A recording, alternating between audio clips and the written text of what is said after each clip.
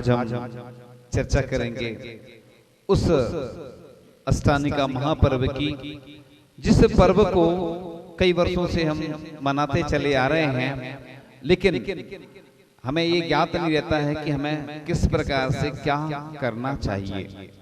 तो मनुष्य अपनी शक्ति की लघुता को ध्यान में रखकर यहीं जिन मंदिर इत्यादि में नंदीश्वर दीप तथा उसमें स्थित जिन मंदिर एवं जिन बिंब इत्यादि की कल्पना कर श्रद्धा भक्ति पूर्वक भगवान की अष्टानिका पर्व के दिनों में पूजन करते हैं, क्योंकि देवगण इन्हीं दिनों नंदीश्वर दीप जाते हैं। इस पर्व में विशेष रूप से व्रत नियम एवं संयम का पालन अपन को भी करना चाहिए और अपनी शक्ति के अनुसार कोई एकासन करता है, कोई उपवास करता है, अन्न साधना करके यह पर्व मनाते हैं।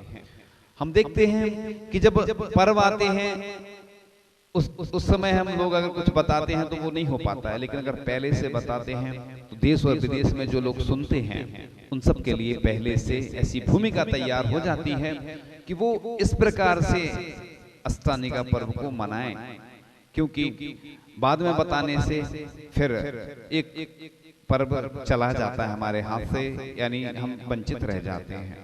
तो पद्म पुराण में बहुत अच्छा वर्णन आता है कि नगर को किस प्रकार से सजाया जाता है। जिस प्रकार से दीपावली पर्व पर आप करते हैं उसी प्रकार से ध्वजाओं से अलंकृत किया जाता है, जिनालय का श्रृंगार किया जाता है।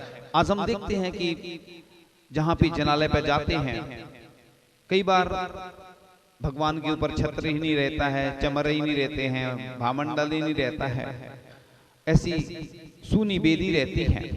जिस प्रकार से हम दीपावली पर घर की अच्छे से रंग रोगन पुताई आदि करवाते हैं, सजाते हैं, इसी प्रकार से जिनालय भी जहाँ के जिनालय व्यवस्थित होते हैं वहाँ की समाज व्यवस्थित होती है। इसलिए जिनालय इतना सुंदर होना चाहिए कि लोग दर्शन करें तो इतना मन प्रफुल्लित हो जाए जैसे हम स्वर्ग लोक में हों। तो जिनालय का श्रृंगार किया जाता है, उत्तम द्वार बनाए जाते हैं। जब आपके यहाँ कोई आयोजन होता है, कोई धार्मिक मांगलिक अनुष्ठान होता है और आपके घर में भी विवाह आदि कार्य होता है तो आप कितने अच्छे से सजाते हैं, लेकिन जब कोई अच्छे मांगलिक कार्य होते हैं कई कई नगरों में ये सब नहीं किया जाता है, तो मोतियों की मालाएं लटकती हैं। ये पद्म पुराण के अनुसार बता रहा हूं मैं कि जिन प्रतिमाओं का अभिषेक होता है हजारों कलश दिखाई देते हैं, उस समय किए गए कार्यों की शोभा देखते ही बनती थी। कोई मंडल बनाने के लिए बड़े आदर से 5 रंग चूर्ण पीसने का कार्य करता है, और कोई जिन मंदिर द्वार का श्रृंगार करता है, कोई उत्तमोत्तम सामग्रियों को एकत्रित कर अभिषेक करता है, यानी दिव्येण राणेण दिव्येण गंधेण ऐसा वर्णन आता है ना, दिव्य सामग्री होती है। कई बार विधान करवाए कई स्थानों पर या कुछ विशेष अनुष्ठान हुए तो रत्न चढ़ाए लोगों ने, क्योंकि पहले के लोग नहीं जानते थे तो वो चावल लाते थे सस्ते वाले, लेकिन आज हमें ज्ञात हो गया है कि भगवान को हम जितना अर्पण करेंगे उससे कई गुना मिलेगा। अभी कुछ दिन पूर्व ही एक व्यक्ति आए थे, बोल रहे थे महाराज जी मैं जब भी दान देता हूँ, बड़े बड़े मैंने दान दिए हैं, प्रतिमाओं के लिए, सहस्त्रकूट जिनालय के लिए दान दिया है, मैंने देखा है कि अपने आप जाने कहां से राशि आती है पता ही नहीं चलता और मैं देता जाता हूँ। सब भगवान की महिमा का वर्णन है और उनकी महिमा अपरंपार है। तो उत्तमोत्तम सामग्रियां करते हैं, यानी भगवान के लिए जो भी अर्पण करें, देव गुरु शास्त्र, देव शास्त्र गुरु के लिए सर्वश्रेष्ठ अर्पण करना चाहिए। यानी खाने के लिए भले ही थोड़ा 19-20 चल जाए, लेकिन भगवान को चढ़ाने के लिए उत्तम सामग्री होना चाहिए। हम लोग भी जब ग्रस्त अवस्था में पूजन करते थे तो अलग से ही सामग्री लाते थे, बाजार से अलग से लाकर मंदिर की सामग्री उपयोग नहीं करते थे, क्योंकि मंदिर में सामूहिक व्यवस्था रहती है। वैसे तो अपने घर से ही द्रव्य लाना चाहिए प्रतिदिन और मंदिर में धो करके फिर पूजन करना चाहिए, लेकिन ये चूंकि सामूहिक व्यवस्था सब जगह चलने लगी, लोग दिन पे दिन आलसी होते जा रहे हैं, इसलिए ये व्यवस्था मंदिर में बनाई जाने लगी। वैसे अभिषेक का जल मंदिर से उपयोग करें, मंदिर का उपयोग कर लें, और धोने के लिए उपयोग कर लें तो उसकी जो भी व्यवस्था होती है उसकी व्यवस्था राशि दें।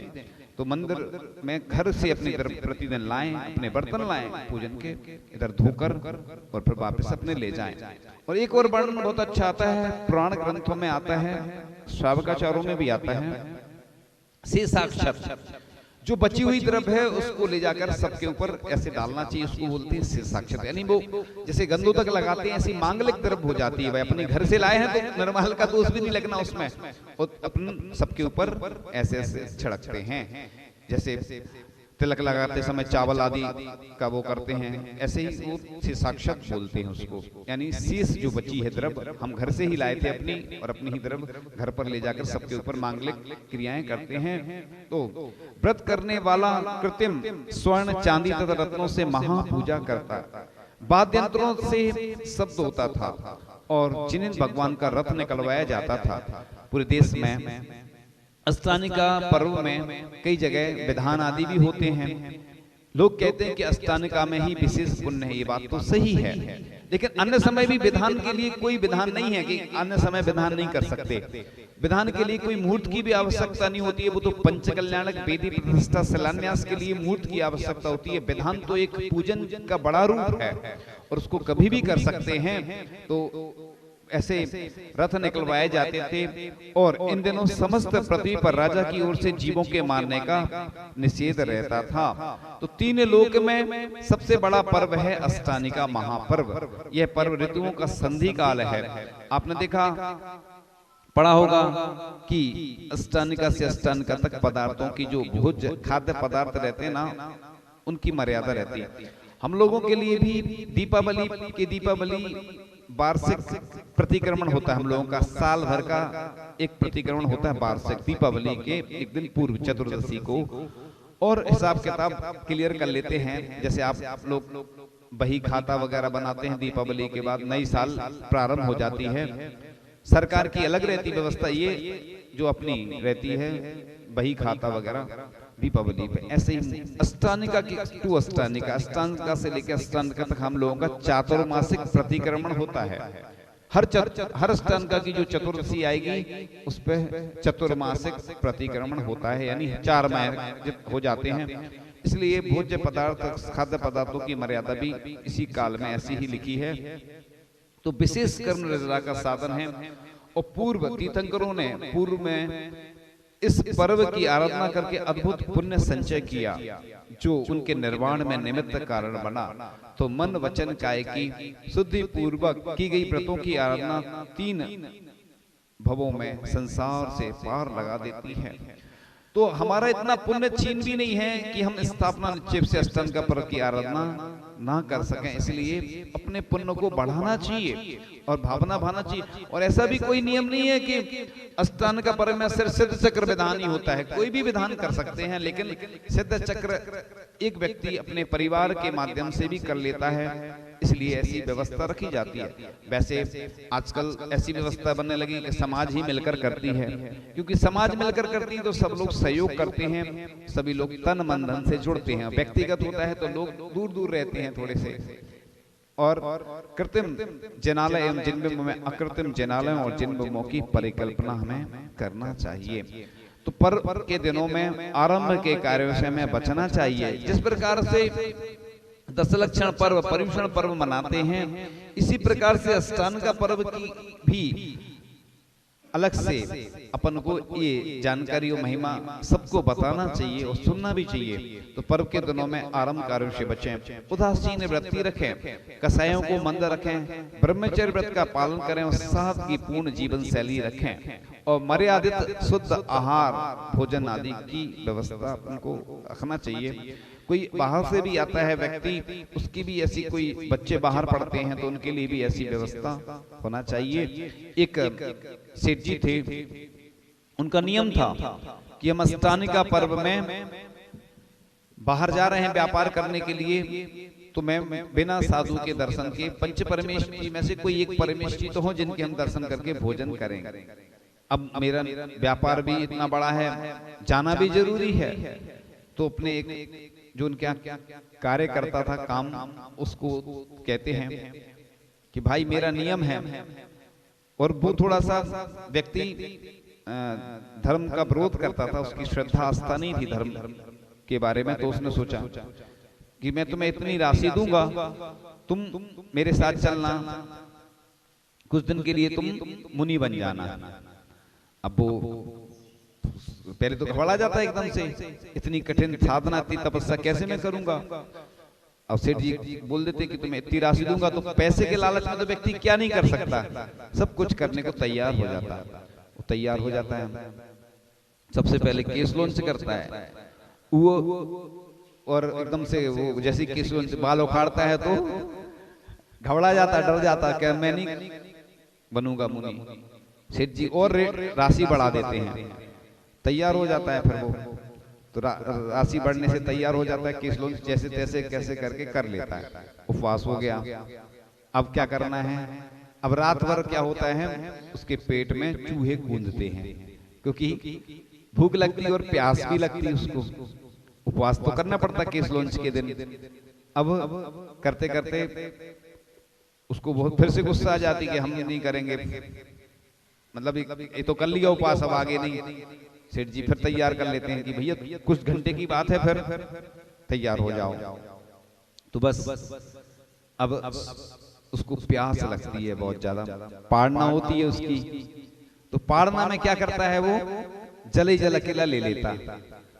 जल अकेला लेने से पेट तो भर जाता उसका जल से, भोजन कर नहीं पाता। दूसरे दिन फिर भूख लगती है उसको। सेठ जी वो कहता है अब मैं आगे नहीं करूंगा ऐसा, मतलब अब छोड़, मैं आगे मुनि पद की जो अभ्यास है जैसा आपने बोला मैं नहीं करूंगा। सेठ जी उसको और राशि बढ़ा देते। तो बस अब सोचता है वो कि कल मैंने जल लिया था इसलिए प्यास तो नहीं लगी, भूख लगी थी। आज दूसरे दिन वो क्या करता, भोजन ही भोजन अच्छा कर लेता, पानी नहीं पीता। फिर उसको वही समस्या जाती कि भोजन, भूख तो नहीं लगती है लेकिन प्यास लगती है। फिर कहता है मैं छोड़ दूंगा। तो सेठ जी फिर उसको राशि बढ़ा देते, ऐसे करते करते वह पूरी मुनिचर्या का अभ्यास कर लेता है। और कुछ दिन जब अष्टानी का पर्व पूरे व्यतीत हो जाते हैं और उसको जो उसकी श्रद्धा नहीं थी जैन धर्म पर, जब जैन धर्म का वह विरोधी था, और उसको जब कहते चीकी ना फटी बेमाई वो कहा जाने पीर पर आई, यानी जिसकी बीमारी नहीं फटती हैं वो नहीं समझ सकता दूसरे की पीड़ा। ऐसे जब वह स्वयं उसने मुनि मुद्रा का अभ्यास किया, अष्टानी का व्रत पूर्ण हो गए, सेठ जी ने जो भी उसको जो राशि थी वो राशि दे दी। तो अब उसको समझ में आया कि ये मुनि पद कैसे धारण करना पड़ता है, कितना कठिन काम है। इसलिए हमेशा साधकों को कहा जाता कि आप एकासन करो, उपवास करो, साधना करो। इससे क्या होगा कि आप स्लो ड्राइव लॉन्ग लाइफ, यानी अभ्यास करत करत अभ्यास तक जड़मती होई सुजान, यानी आप एकदम से कोई चीज नहीं करो। उपवास करना है तो पहले एकासन से अभ्यास करते करते फिर उपवास की साधना करो। एक उपवास कर ली तो 2 की करो, 3 की करो, और खास तौर से चतुर्मास में ही ये अभ्यास करना चाहिए।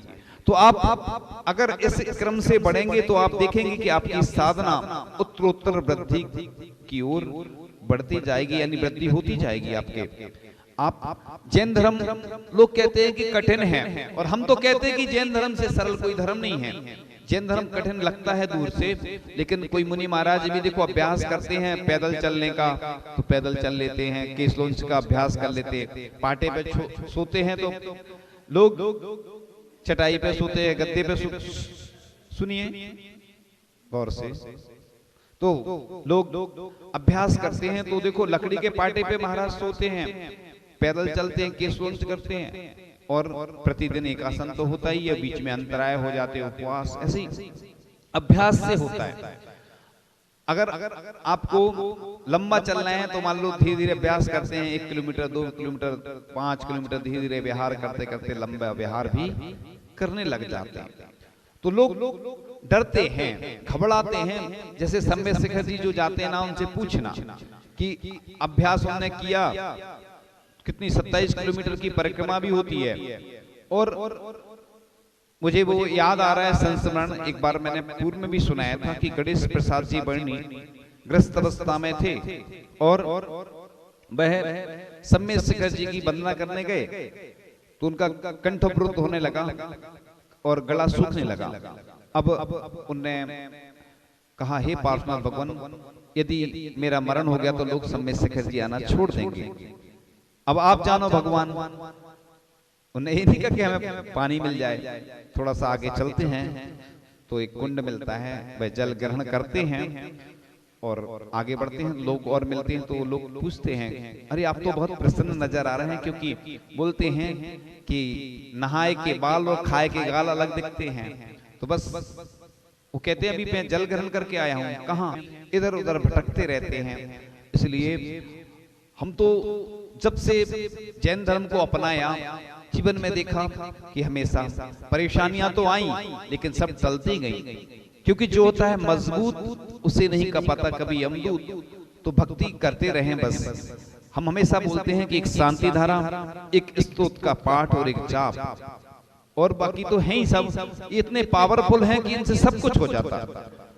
व्यक्ति को कहीं भटकने की आवश्यकता नहीं है। तुम भी कितने भी बीमार हो जाओगे, अमेरिका चले जाओगे, ठीक नहीं होगे जब तक कि तुम्हारा साता कर्म का उदय नहीं आएगा। इसलिए भगवान की भक्ति ही एक सहारा है। चाहे आचार्य समंतभद्र स्वामी हो, चाहे आचार्य मानतुंग हो, चाहे परम पूज्य आचार्य भगवान गुरुवर श्री विद्यासागर जी महाराज हो, क्या उनको कष्ट नहीं आते हैं? क्या उनको भी कष्ट आते हैं। अपने कई मुनिराज हैं जिन्होंने उपसर्ग झेला, बीमार हुए और समाधि भी हुई। चाहे आचार्य समंतभद्र स्वामी को भस्म व्याधि रोग हुआ हो, जितने भी साधु हैं, चाहे पार्श्वनाथ भगवान को आज आप सबसे ज्यादा मानते हैं। क्यों मानते? कि उपसर्ग विजेता, सबसे ज्यादा कष्ट उन्हीं ने सहन करे 10 भाव तक। इसीलिए आज क्या बन गए? वो उपसर्ग विजेता बन गए। तो परम पूज्य आचार्य भगवान भी कितने कष्टों को सहन करते हैं, वो हमने खुद देखा है अपनी आंखों से, कि बस सहन करते चले जाते हैं अपने कष्टों को। और जब भी उनसे पूछो तो बस सहज रूप से बस ऐसे ही कह के वो निकाल देते हैं। तो भगवान की भक्ति में वह शक्ति है।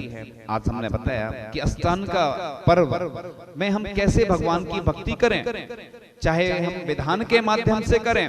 कई बार तो पहले की स्थिति ये थी, लोगों को विधान ही नहीं आता था कि कैसे करना। तो लोग एक ऊपर में अर्घ पूरा भर लेते थे, उदक चंदन पढ़ के और अर्घ चढ़ा देते थे। लेकिन आज पूरे देश में सब व्यवस्थाएं हैं, साधुओं का भी सानिध्य मिल जाता है, ब्रह्मचारी या प्रतिष्ठाचार्य विधानाचार्य भी मिल जाते हैं। आज सब व्यवस्थाएं हैं, लेकिन लोगों को कई बार भाव नहीं होती या संयोग नहीं बन पाता है। तो जहां जहां जो लोग सुन रहे हैं, हमारी बात को आगे पहुंचाएंगे और अष्टांग का पर्व अच्छे से मनाएंगे इन्हीं भावनाओं के साथ। परम पूज्य आचार्य भगवान गुरुदेव शिक्षक विद्यासागर जी महामुनि।